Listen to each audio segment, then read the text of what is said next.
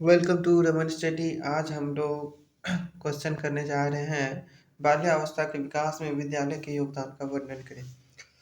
बाल्यावस्था के विकास में विद्यालय के योगदान का वर्णन करें। विद्यालय बालकों की शिक्षा और औपचारिक अभिकरण है।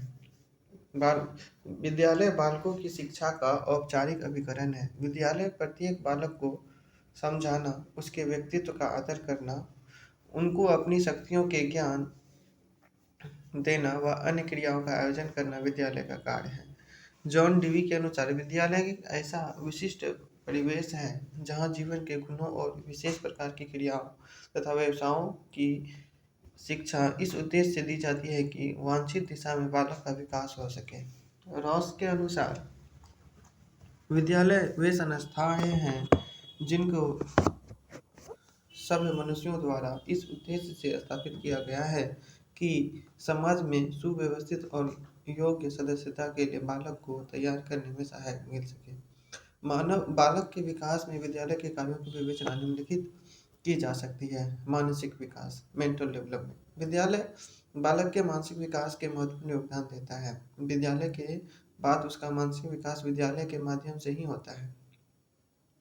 विद्यालय का पाठ्यक्रम, खेल कूद, अनुशासन, स्कूल के साथी और अध्यापक विभिन्न रूपों में बालक के मानसिक विकास में सहायक होते हैं। जो बालक किन्हीं कारणों से विद्यालय नहीं जा पाते, उनका मानसिक विकास निम्न स्तर का रह जाता है।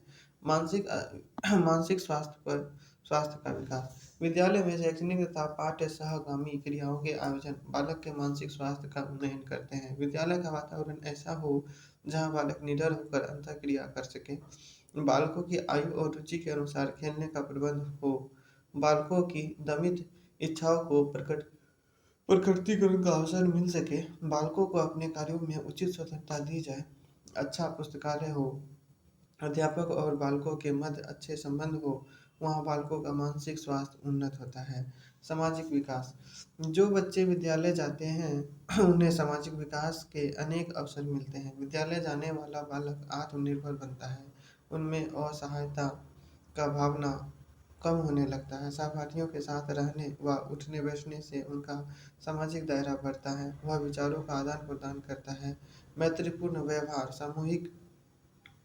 सामूहिकता, दूसरों के विचार का आदर करना आदि सीखता है, जिससे धीरे धीरे उनका सामाजिक वातावरण बढ़ता चला जाता है। बालक अध्यापक का अनुकरण करके अनेक सामाजिक गुण सीखता है। लोकतांत्रिक दृष्टिकोण का विकास।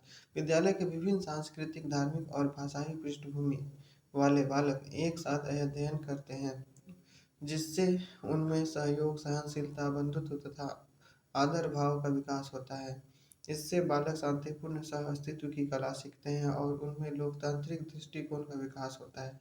नैतिक विकास। बालक निरंतर अध्यापकों के व्यक्तित्व, ज्ञान, आचरण और आदतों द्वारा प्रभावित होते रहते हैं। वे अध्यापकों की बातों को शीघ्र ग्रहण कर लेते हैं। अध्यापकों के नैतिक आचरण के अनुकरण से बालकों का नैतिक विकास होता है। सहपाठी भी बालक के नैतिक विकास को प्रभावित करते हैं। यदि सहपाठी चरित्रवान होते हैं तो बालक में अच्छे आचरण का विकास होता है।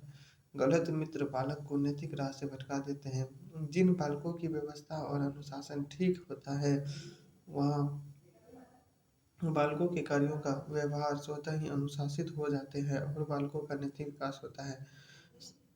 संवेगात्मक विकास। विद्यालय बालक के संवेगात्मक विकास को प्रभावित करने वाला शक्तिशाली कारक है। यदि विद्यालय का कार्यक्रम, अध्यापकों का व्यवहार बालक के संवेगों को संतुष्ट करते हैं तो उनका संवेगात्मक विकास सकारात्मक होता है। बालक अपने संवेगों पर अधिकार रखना, अच्छी और बुरी भावनाओं में अंतर करना जान जाता है। प्रत्यय निर्माण। विद्यालय में बालक को व्यापक अनुभव के अवसर मिलते हैं। ये व्यापक अनुभव प्रत्यात्मक विकास में अपना महत्वपूर्ण योगदान देते हैं। अध्यापक यदि बालक को अपने प्रतियों को कक्षा में अभिव्यक्त करने का अवसर देते हैं, किसी वस्तु विशेष को विभिन्न परिप्रेक्ष्यों या संदर्भ में प्रस्तुत करते हैं, तो बालक में उचित प्रत्यय का निर्माण होता है। तार्किक चिंतन का प्रशिक्षण।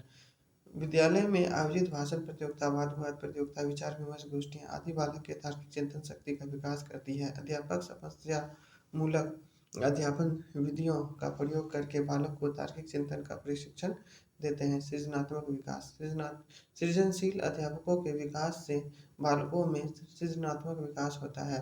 विद्यालय बालकों को पत्र पत्रिकाओं के प्रकाशन, विद्यालय के विभिन्न कार्यक्रमों के आयोजन का अवसर देते हैं। विभिन्न स्रोतों से ज्ञान, कौशल एवं अन्य सूचनाएं उपलब्ध कराते हैं। विभिन्न क्षेत्रों के महान अन्वेषकों की जीवन गाथा से परिचित कराते हैं। खेल और आविष्कार की क्रियाओं का अवसर देते हैं। बालकों की रचना की सराहना करते हैं और तो बालक सृजनात्मक कार्यों के लिए प्रेरित होता है।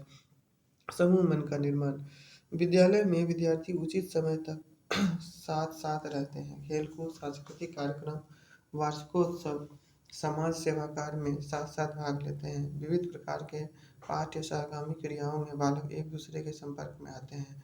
इससे वे एक दूसरे के विचारों, कार्यों और सोचने के तरीकों को समझने का प्रयास करते हैं। इससे बालकों में समूह मन का निर्माण होता है। नेतृत्व क्षमता का विकास विद्यालय बालक को ज्ञानार्जन का ही अवसर नहीं देता, बल्कि बालक को नेतृत्व का भी प्रशिक्षण देते हैं।